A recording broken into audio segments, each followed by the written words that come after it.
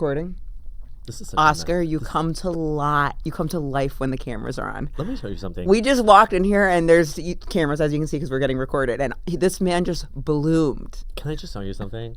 This podcast setup is so nice. Like, you're so happy. When do you want to know why? The mood shift I witnessed. We're going up the stairs. He sees the cameras. Ta-da! No, it's not the cameras, Emma. Okay, it is the setup. But number 2 is that it has AC. Yes. And yeah. So I love summer. Well, actually, I used to love summer as a kid, and I always wondered. I was like, I loved summer as a kid. How come I don't love it anymore? And then I realized because when I was a kid, we had central AC. Yes. So, like, when you walked into the house, everything was cold. The bathroom was cold. The hallways were cold. The living room was cold. My room was cold. And now, in my apartment, the only area that is cold is next to my bed. But you walk into the bathroom, hot. Cooking. Hallway, hot. Closet, hotter. It's like, I can't do this anymore. But you liked, like, running around outside and, like frolicking or whatever you did. Okay, that's a little homophobic, Emma. Come on. I'm not profiling. Yes, you are. I used to frolic. What would you say if that was a straight man, Emma? If it was a straight guy, I'd say you like to play outside. You like running around, yeah. Yeah. You like bouncing around the city. You were playing sports and stuff. I used to frolic when I was a kid, but I didn't like the summer when I was little, and now I love it because I in the summer when I was little, I remember my parents would always give me chores. And I just remember this. I remember getting in a lot of trouble because I was trying to mow my name into the front lawn, but I'm dyslexic and ADD, so I mowed the E in the wrong direction. Yeah. And then I got... So it was just mema? I fucked up my own name in the lawn, and then my dad was like, what are you doing? And then I, like, canceled the whole thing, and I just remember sitting inside, like, thinking something was wrong with me. I remember when I was a kid, my parents, oh my God, they deserve... the medal of bravery. Where was it? Chicago. Okay. Outside of Chicago. Yeah. They deserved the Purple Heart for what I put my parents through. I remember one time I'm a resourceful gay. Okay. Yes. They don't call me McGaver for nothing. No. And I remember one time as a kid, I was looking out my back window in my house, and I was like, I don't like that branch. I don't like that tree. I don't like that branch. I think it's blocking the view. Oh, you were decorating. And I said this to my mother, and my mother was like, don't you dare cut anything. You do not have you're too young. Don't you dare. You don't have the authority. You don't have she was like, I forbid you to cut anything. And you said, well, it's not getting my light. It's not getting my light right. Well, my mother comes home one day. Uh-oh.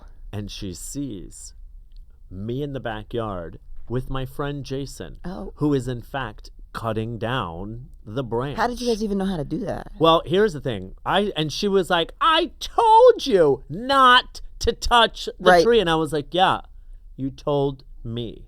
Not Jason. Not Jason. Oh, he's a genius. I outsourced that. He's a smart little kid. Yeah, I'm the smart kid because I outsourced. Were you a flamboyant kid? I thought I wasn't. And then I look back now and I was like, oh, yeah, I know why they called me derogatory terms. There's not one picture of my youth that doesn't capture such a gayness. I was so gay as a kid. Even when I was deeply in the closet, I was just so, there was such a, before I was consciously in the closet, I used to wear long sleeve jean button downs with a vest. Yeah, that's gay, Emma. Thinking this was somehow, I don't know what I thought I was hiding, but I'm excited because apparently style. That was the style was deep in the closet. Style that's a gay problem that I have a lot. Is I feel bad that I feel bad about this, but I feel self-conscious about looking super gay when I'm in certain spaces, and I don't. That's obviously internalized homophobia, but I'll feel bad that I'm so queer looking that then people are judging me on that when I feel like they should judge me on so many other things. Yeah, Emma, I love you. And I need to get over that. But I'm going to be that gay friend. First of all, it might have something to do with your haircut. Well, I'm comfortable with myself. She's like, but you know, they just, But I can't feel- believe it. I'm like, Emma, you have a lesbian haircut. It's and everything about me is gay, but then for some, and I don't want to, and I've never felt more comfortable with myself, but then for some reason I'll feel, maybe it's not even me worried about, I just like don't even want to address it sometimes. Do you feel like uncomfortable in gay spaces or in just spaces in general? Only, maybe I'm just an uncomfortable person. Recently on TikTok, I've had more than one person say, hey, one autistic person to another. People have been saying that to me recently. Yeah, but you're not autistic. Well, I don't know. I tried to take a quiz last we're not night. doing that, Emma. I tried to take I cannot stand another comic coming out and being like, I'm autistic. More than one person has you're said. just special. That's what. So more than one person has said one autistic person to another, and I was like, I'm getting that. I'm getting people have now they them me before I even say what my pronouns are. Oh yeah, no. It's like a whole. Is that what you're worried about? I'd say my biggest gay problem now is that I feel I'm not. This is the thing where it's like, is the word gay broken? Because it's like I'm not uncomfortable with myself as a gay person. Like I'm so gay, I almost don't even think about the sexuality aspect of it. But how I look as gay, I'll feel uncomfortable with how that's like reflected in straight spaces. Why? I don't know. That's my problem. Because You're a beautiful woman I appreciate it. who happens to be a lesbian. I've So own it and just enjoy it. something about it makes me feel like You can't change it. can't change it. So just own it.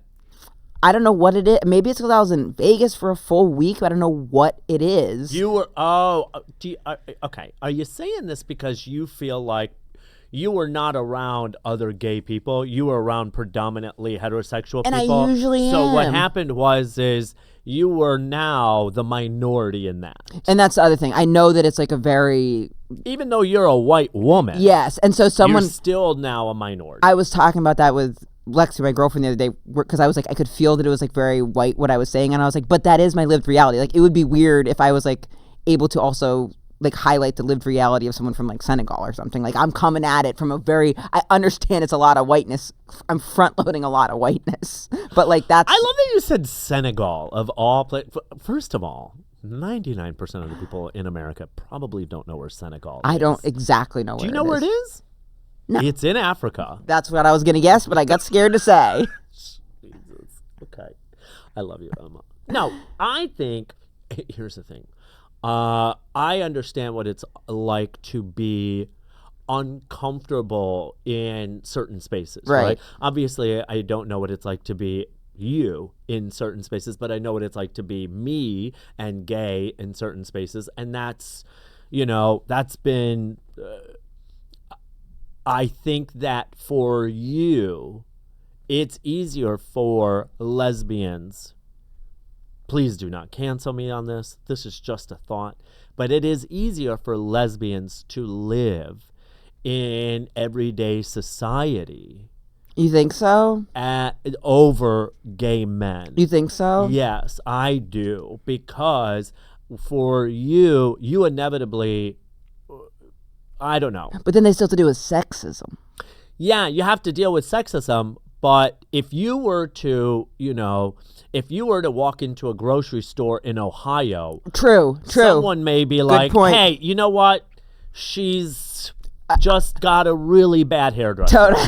Right? Or she's like, In Ohio, or she's a tomboy. 100%. But if I were to sashay Right. into something in Ohio, they'd be like, it's more, and also there's something about where it's I like, don't know. I could be wrong. there is some intense like anger about when it's like seen as like a weakness for man because also this other thing, guys use gay as a slur more than women do. Oh, yeah. So by being when you're like with women, they're generally more like accepting of it. Oh, yeah. Because for some reason, like guys will like, I've noticed this too, like straight men specifically are obsessed with gay people. Yeah, they are. They are obsessed. They do a lot more gay things than gay people. Truly, that's why I'm like, is the word gay broken? I was talking to someone the other day, and they said it felt gay holding hands with their girlfriend in public. No, because let me tell you something. Here's the reason why everybody is gay.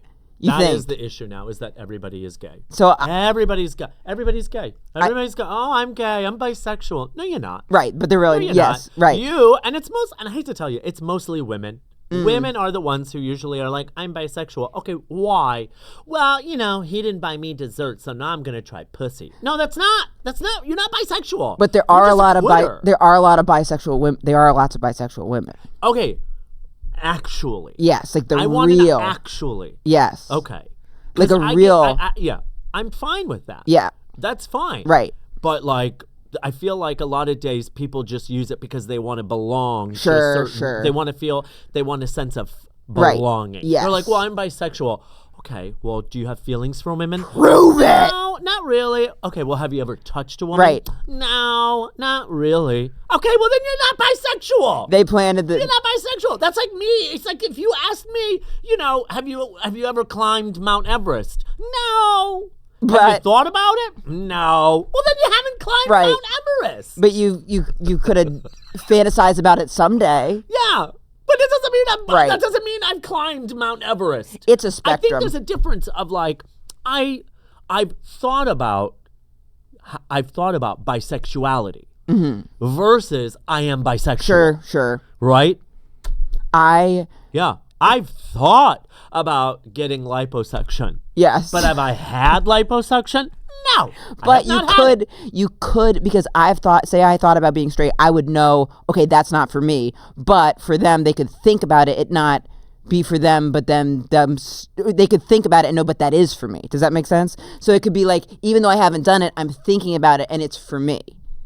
But I haven't done it yet. Like before I was gay, I thought that's for me. You know what I'm saying? I just miss the days where everybody was just like, are you gay? Yeah, I'm gay. I asked people for some gay problems, and there was a lot of gay problems, which was really fun to see. These were some of the ones that I liked the most. I'm going to read this one. That was there's a couple ones that were bullet points. Okay. I just like the phrase of gay problem too. Yeah.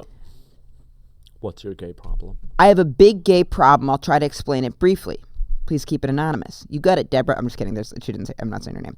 Please keep it anonymous. I'm a woman married to a man, and I may be I'm a woman married to a man, and I may be somewhat caught up in compulsory heterosexuality, which I had never heard of that phrase before. I'm sorry. What was so that? It means like. What is? Can you just repeat that? You got it. I'm a woman. Yes. Married to a man. Right. And she's caught up and in I may be caught up in compulsory heterosexuality, which I believe is like because like that's the dominant thing around, you go along with it. Like if I'm at a dinner and everyone's eating pesto pasta and I eat that, I'm doing it compulsorily, not because maybe I want to, but because that's what's on the menu. What is compulsory heterosexuality? See, now you put the menu. See, I think it's like it's a compulsion. So it's like, it's not like a truth. The idea that society expects heterosexuality to be the norm and pressures individuals. Yeah. Okay. So it's like you're swept up. Like if you were on a gay, this is what they say. You'd be compulsory gay in prison. You know what I'm saying? Yeah. Like someone's straight, but they're in prison, and then they drop the soap. Right. So, elder millennial. So I just learned about this concept a few years ago, as you have taught Oscar and I that concept now. Thank you. I dated both genders in my teen years, but found other girls so complicated compared to boys. Yes. Sex with boys was very straightforward, and I didn't have to learn a damn thing to get a boy off. But girls are harder to please. This is true. The anatomy is different. Although I have a question about men, or people with penises. Okay, finish the question first.